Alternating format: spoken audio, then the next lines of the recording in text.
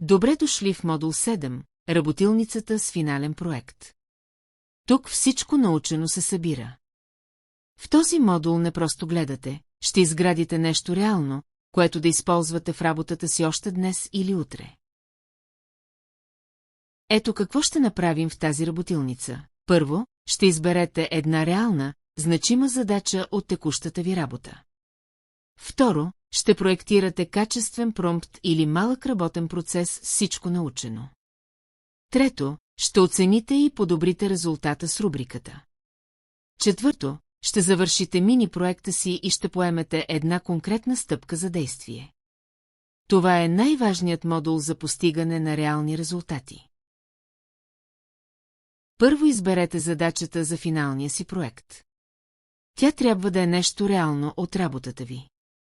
Добри примери, писане на длъжностна характеристика или обратна връзка, създаване на LinkedIn публикации или имейл поредици, подготовка на седмичен отчет или резюме от среща, проучване на тема и синтез на находките, писане на оферта или follow-up имейл. Отделете 60 секунди сега и решете. Запишете задачата.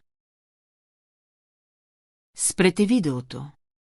Изберете една реална задача от работата си, която искате да подобрите с изкуствен интелект. Запишете ясно.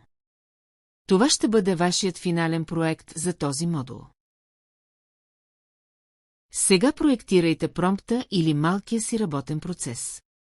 Използвайте всичко разгледано. Започнете с ясна експертна роля, бъдете много конкретни за целта, добавете ограничения, дължина, тон, формат, какво да се избягва, включете примери, ако помагат. Добавете се в трудещи или филечи, ако задачата е сложна, и планирайте да оцените резултата с рубриката. Отделете 4-5 минути да напишете промпта или да очертаете стъпките на процеса. Спрете видеото. Отделете 4 до 5 минути за проектиране на промпта или процеса за избраната задача. Използвайте рамката рол и поне една напреднала техника. Запишете го. Сега изпълнете промпта или минете през стъпките на процеса във вашия инструмент. Копирайте резултата и го дръжте под ръка. Ще го оценим и подобрим. Сега оценете резултата по нашата рубрика от 4 критерия – точност и достоверност, вярна и надежна ли е информацията? Полезност и приложимост, можете ли реално да го използвате в работата си? Съответствие и риск, има ли пристрастия, халюцинации или регулаторни проблеми? Яснота и професионализъм, добре ли е написано и уместно ли е? Оценете честно от 1 до 10 по всеки критерий или просто отбележете слабите места. Спрете видеото.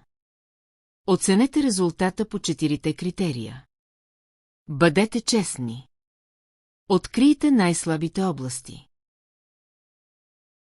Сега подобрете промпта или процеса според оценката.